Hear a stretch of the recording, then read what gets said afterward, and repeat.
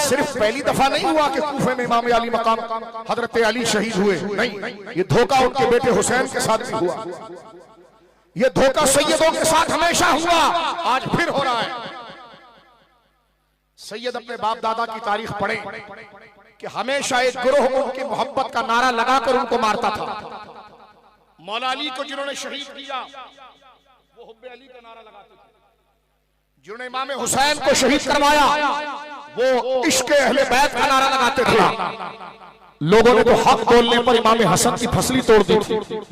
हम जैसे बेकारों की इज्जत क्या होगी, ये मौला इमाम हसन की इज्जत थी।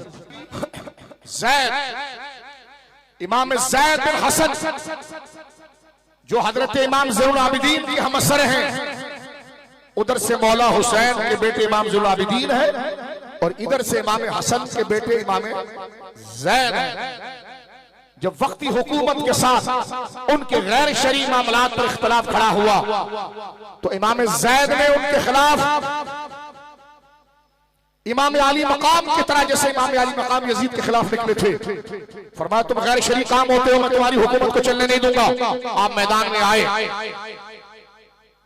कई हजार का लश्कर लेकर आए इमाम ज़ैद, लेकिन जंग में जो आपके साथ सिपाही थे वो 90% लोग बड़े अजीब अकीदे के थे, नाम अली का लेते थे, मानते अली की नहीं थे। हम कहते हैं सुन्नी के नाम अली का लो तो मानो भी अली को, अली को मानो तो अली की भी मानो।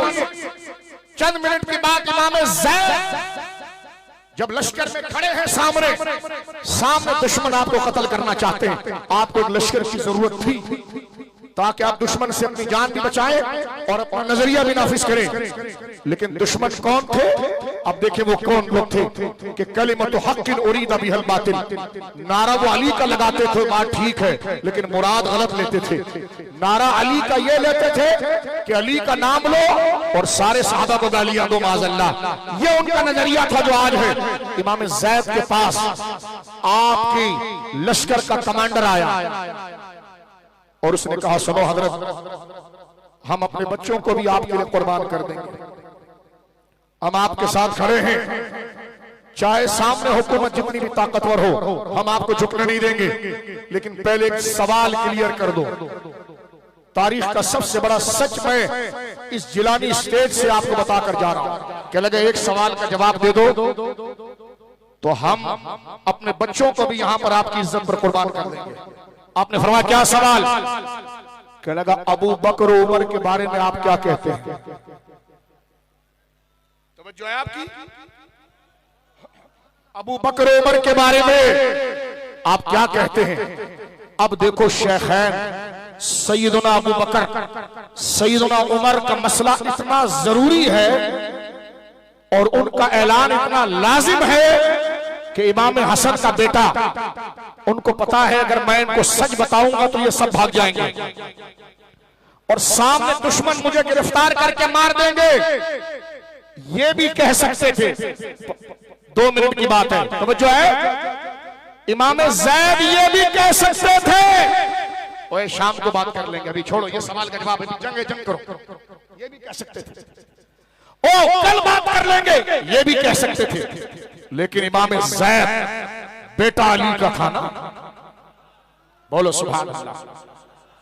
उसी मजलिस में फरमा हमारे घर में हमेशा अबू बकर उमर की मोहब्बत का जिक्र हुआ है,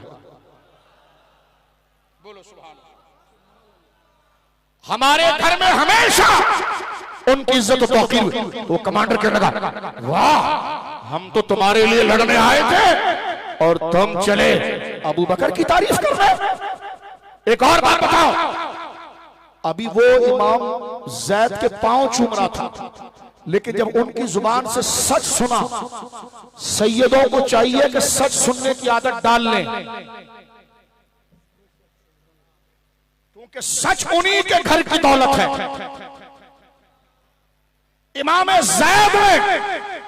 ज़ैद को पता है अगर मैं सच बोलूंगा ये भाग जाएंगे और सामने फौज मुझे पकड़कर कत्ल कर देगी, जान पर बनाई है। लेकिन खड़े होकर मैदान में कहा सुन, हमारे घरों में अबू बकर उमर की हमेशा इज्जत रही है,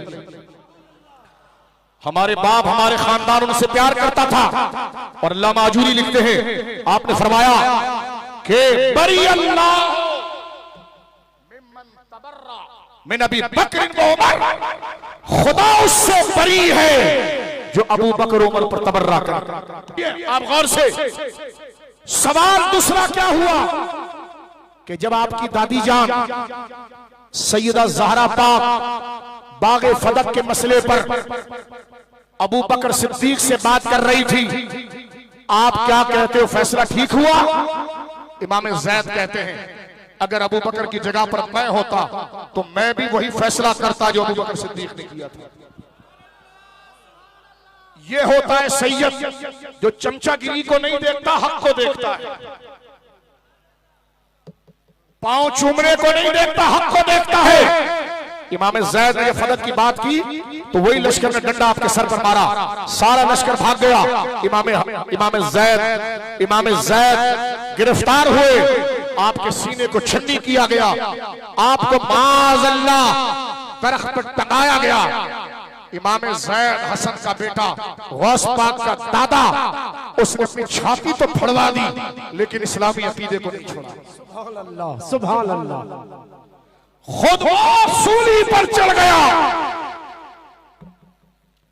मरते तो हम जैसे, रहने वाले तो वो होते, लेकिन उन्होंने फरमाया रहने का कोई कमाल नहीं, रहो तो फिर शान से रहो, सूली पर भी चढ़ो तो तुम्हारी गर्दन ऊपर रहे और अहले सुन्नत का तरह। इमाम हुसैन की गर्दन पर वही चढ़े थे जो हाथ चूमा था। सैयद सुन ले इस बात को, मौला अली को उन्होंने ही मारा जो मौला अली के पांव चूमते थे। सैयदों को हमेशा धोखा दिया गया, लेकिन मौला अली हारे नहीं, माज़अल्लाह। इमाम हुसैन हारे नहीं, उन्होंने हर हाल में हक बात की है।